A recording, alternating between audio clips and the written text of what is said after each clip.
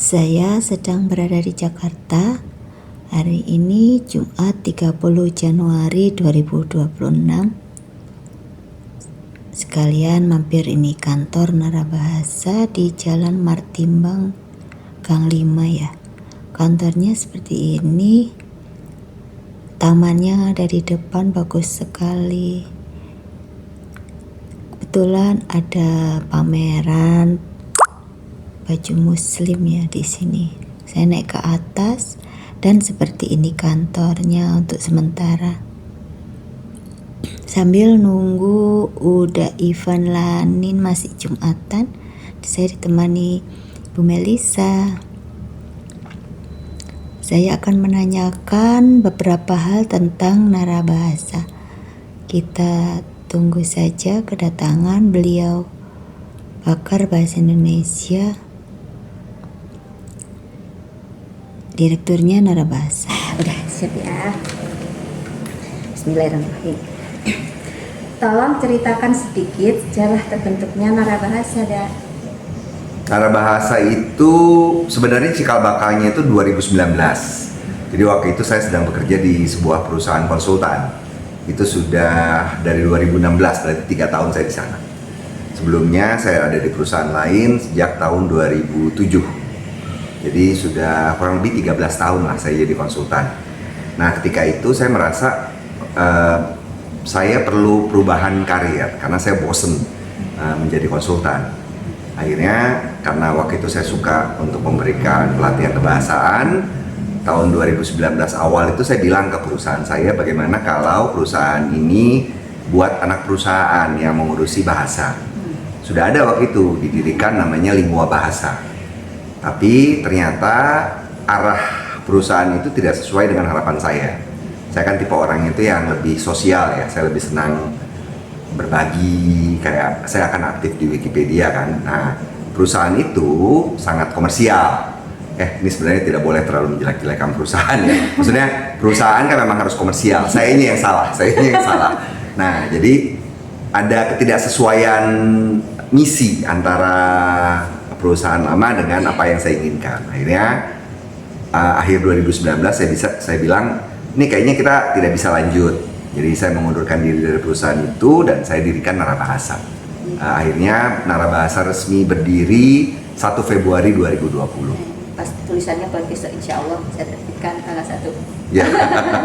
Dan nomor 2, mengapa mendirikan Narabahasa bukan perusahaan lain, misalnya toko buku atau toko kimia, kan teknik kimia. Ya itu, karena setelah saya lihat-lihat makin kesini itu kan kita harusnya mengerjakan sesuatu yang sesuai dengan kesukaan kita kan ya. Kesukaan saya itu adalah ketika saya melihat orang itu lebih terampil untuk berbahasa.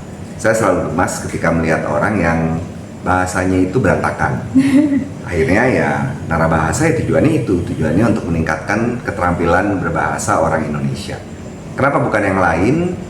Saya pernah bikin tulisan itu judulnya Ikigai kalau saya tidak salah. Oh iya. Waktu generasi saya itu kan dibilang kamu harus mengikuti passion atau rencana waktu angkatan saya. Nah, cuma kan ada koreksi ya.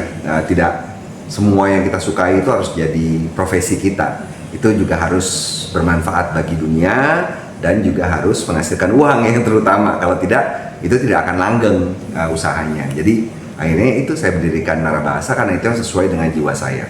Kenapa bukan tadi misalnya toko buku atau toko kimia? Kimia jelas tidak lah, walaupun saya teknik kimia, cuma rencana saya udah bukan di situ lagi. Bukan toko buku, sebenarnya Narabahasa juga ada toko bukunya. Saya mengambil yang besarnya kebahasaan, di dalamnya ada macam-macam. Ada edukasi, kemudian ada konsultasi, dan ada publikasi. Terus siapa saja yang membantu terbentuknya Narabahasa ini dari awal-awal? Dulu waktu pertama berdiri itu terus terang teman-teman dekat saya kan mungkin juga sering nulis ya di Medium itu tentang sahabat-sahabat saya. Nah sahabat-sahabat saya inilah yang mendorong saya, udah Van, lu bikin aja perusahaan, mereka bilang kayak gitu kan. Dan ketika itu termasuk bahkan bantuannya itu meminjamkan perusahaan mereka, kan untuk bikin perusahaan itu kan lama. Kebetulan ada teman saya yang punya perusahaan yang sudah lama tidak dia pakai, namanya Wahana Mega Cita. Akhirnya ya udah lu pakai aja nih perusahaan gue nih, dia bilang gitu. Jadi sekarang kalau ditanya nama PT-nya Narabahasa, Wahana Mega Cita. Oh, asalnya itu ya. Iya, nah itu kebetulan namanya juga sudah bagus ya menurut saya, jadi tidak perlu diganti. Lalu yang membantu saya juga waktu itu ada staf saya yang di Lingua Bahasa, itu ada namanya Mbak Desi. Mbak Desi itu yang membantu waktu mendirikan awal-awal. Dia yang, jadi ketika berdiri itu Narabahasa hanya 2 pegawainya, saya dan Mbak Desi. Lalu tidak berapa lama kemudian, sebulan setelah itu bergabung 3 orang lain, termasuk di dalamnya Unilani. Nah, orang-orang inilah yang membantu saya merintis Narabahasa. Iya. Terus bagaimana awal-awal dimulainya perusahaan, strategi apa yang dipakai untuk memperkenalkan kepada masyarakat? Waktu awal agak kacau ya terus terang karena tiba-tiba ada pandemi kan. Pandemi kan kami berdiri 1 Februari 2020. Oh iya awal. Ya, lalu Maret April itu kan mulai ada pembatasan fisik kan, kita tidak bisa kemana-mana, pelatihan-pelatihan yang sudah kami rencanakan tiba-tiba tidak diteruskan, jadi agak sulit tuh waktu itu. Dan ketika itu ya dengan cepat kami berusaha beralih ke media daring. Kami belajar untuk menggunakan Zoom. Waktu itu kan Zoom masih asing sekali bagi kita kan. Saya waktu itu memang pernah pakai seperti Microsoft, saya lupa apa namanya waktu itu. Pokoknya adalah beberapa alat konferensi yang bisa digunakan. Cuma Zoom sendiri itu baru waktu itu. Dia kan meledaknya setelah pandemi kan. Jadi waktu awal kami menyesuaikan dan sasaran pertama kami ya kelas-kelas daring. Itu laku ketika itu. Lalu seiring dengan berjalannya waktu kami mulai menawarkan itu kelas-kelas khusus buat satu perusahaan atau lembaga. Jadi strategi pertama itu menyasar kelas. Seiring dengan berjalannya waktu, kami memberanikan diri untuk memberikan layanan penulisan buku, penerjemahan, penyuntingan. Jadi 2 pilar itulah yang menjadi awalnya Narabahasa, edukasi dan konsultasi. Apakah ada perusahaan lain yang bergerak di bidang yang sama seperti Narabahasa? Ada, terus terang waktu mendirikan Narabahasa ini yang menjadi acuan saya adalah ada 2. Yang pertama itu Tempo Institute, yang kedua itu Kompas Institute. Oh iya. Nah, keduanya ini memang bergerak dalam bidang pemberian pelatihan kebahasaan kan. Cuma kalau fokus mereka itu kan Tempo dan Kompas itu lebih ke bahasa jurnalistik kan. Jadi agak berbeda. Narabahasa itu dari awal menyasar yang paling utama adalah penulisan untuk dinas atau bisnis. Jadi yang lebih formal daripada jurnalistik. Terus apa saja produk perusahaan ini?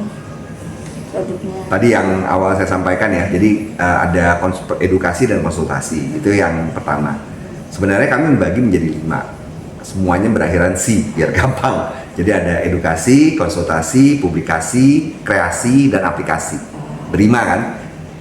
Edukasi tadi pelatihan penulisan, penyuntingan, pokoknya yang berhubungan dengan kebahasaan. Lalu konsultasi itu ya layanan kebahasaan, penulisan, penerjemahan, riset, pokoknya hal-hal yang berhubungan dengan layanan kebahasaan.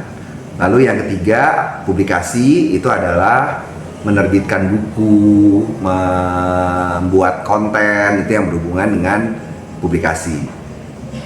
Kreasi itu yang berhubungan dengan pernak-pernik kebahasaan seperti kaos ini misalnya, atau kami juga punya MOOC, lalu macam-macam lah, pokoknya produk-produk yang sifatnya kreatif. Dan yang terakhir aplikasi adalah aplikasi kebahasaan. 3 itu, 5 berarti. Ini kok kameranya, tapi sudah bagus lah. Berarti kan ada aplikasi tadi itu sudah diluncurkan, terus sudah dipakai oleh masyarakat? Belum. Kalau aplikasi itu cita-cita ya, karena saya sendiri punya latar belakang pemrogram kan. Jadi saya memang dari awal tuh bercita-cita bahwa ini harus lengkap nih layanan kebahasaan. Kan ketika orang ingin meningkatkan, misinya adalah meningkatkan keterampilan berbahasa orang Indonesia.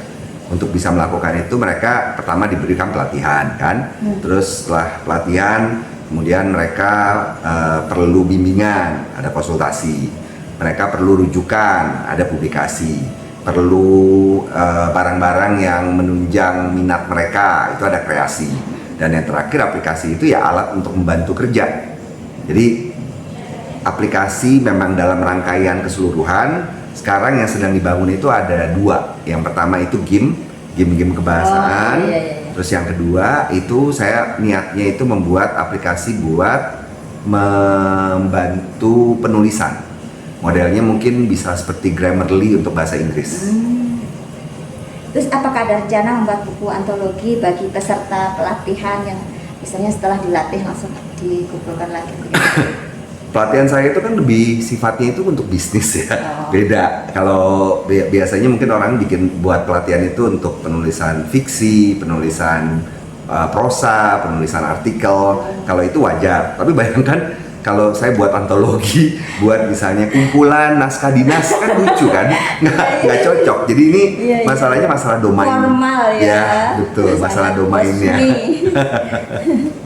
Sejauh ini apa hal yang paling mengesankan ketika memberi pelatihan?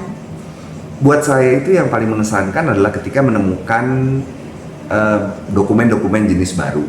Saya ambil contoh, waktu itu saya pernah memberikan pelatihan untuk Ombudsman Republik Indonesia. Dan mereka punya satu produk yang namanya itu Ombudsprudensi. Namanya aja sudah aneh. Ini kan mereka ngambil dari jurisprudensi. Itu dokumen-dokumen hukum jurisprudensi ini. Jadi ini dokumen-dokumen yang berkaitan dengan kegiatannya ombudsman. Ombudsman itu kan tujuannya adalah memberikan advokasi, apa ya lebih spesifiknya. Pokoknya mereka itu kan menampung keluhan dari masyarakat terhadap pelaksanaan tugas pemerintah, lalu mereka berusaha menjembatani. Misalnya ada, kalau kita misalnya dipecat dari jabatan pegawai negeri, terus mau mengajukan negosiasi atau mau kompromi dengan pemberi tugasnya. Nah, disitulah ombudsman masuk. Nah, mereka ada produk itu jadinya saya belajar, terus saya seneng karena itu sesuatu yang baru buat saya. Itu yang paling mengesankan. Belajar malah seneng. Iyalah. Apakah ada rencana memasarkan produk Narabahasa hingga ke luar negeri? Maksudnya mengadakan pelatihan atau kursus bahasa Indonesia di luar negeri? Ini sebenarnya saya itu dari dulu tidak suka untuk mengambil jatah orang. Saya lebih suka untuk berkolaborasi. Nah, sampai saat ini pelatihan-pelatihan bahasa Indonesia yang ada di luar negeri itu biasanya berada di bawah naungan pengajar BIPA, namanya Bahasa Indonesia untuk Penutur Asing. Dan itu banyak sekali tersebar. Biasanya itu menjadi pekerjaan sampingan buat mahasiswa yang sedang belajar di luar negeri atau orang yang sedang ditugaskan di luar negeri. Katakan misalnya istrinya bertugas di luar negeri, suaminya ikut, terus kemudian suaminya nggak ada kerjaan, akhirnya ngajar sama BIPA. Gitu, ya. Itu ada salah satu pengajar Narabahasa yang juga seperti itu, namanya Kang Asep. Kang Asep itu tahun 2019 itu istrinya mendapatkan beasiswa untuk belajar ke Jepang. Kang Asep akhirnya ikut, dan di sana Kang Asep itu ngajar bahasa Indonesia. Nah, maksudnya dengan melihat seperti itu, yang saya takut adalah kalau Narabahasa juga mengadakan seperti itu, orang-orang itu akan kehilangan pekerjaan. Tapi mungkin ya namanya orang bisnis kan harusnya juga memikirkan bisnis ya. Mungkin sih ada sih masa depan. Tapi paling sifatnya mungkin ya saya menghimpun mereka. Jadi tidak mengambil ladang tapi memberikan saluran. Oh, jadi memberi pelatihan kepada orang yang sudah berada di sana untuk lebih bisa gitu juga menyalurkan, ya kan? Oke. Terus yang terakhir, apa harapan Narabahasa di tengah gempuran AI, kan tulisan sekarang kayak Gemini atau gimana? Itu sih saya rasa harapan semua orang ya. Harapan kalau saya pribadi, kalau harapan Narabahasa ya itu Narabahasa yang menentukan. Maksudnya Narabahasa kan satu entitas sendiri ya. Kalau saya pribadi, yang saya harapkan itu adalah orang-orang di masa depan itu tidak kehilangan kemampuan kognitif. Sebenarnya yang setiap kali ada perkembangan teknologi itu kan ada satu bagian kita yang dirampok. Paling gampang nggak usah teknologi lah, di rumah ada pembantu. Kita tidak mahir lagi cuci piring, tidak mahir lagi membersihkan rumah kan. Lalu ada buku alamat di ponsel, kita tidak ingat lagi nomor-nomor telepon, kita menggantungkan diri pada ponsel. Sedikit-sedikit itu yang terjadi. Nah, AI ini lebih parah karena AI ini dia bisa, kalau tadi kan misalnya yang ketidakmahiran untuk mengerjakan tugas-tugas rumah tangga domestik. Itu fisik kalau menurut saya. Tapi AI itu masalah yang dirampok sama dia, oleh dia itu adalah kemampuan berpikir kita, kemampuan kognitif. Orang nanti yang saya takut orang itu jadi malas berpikir.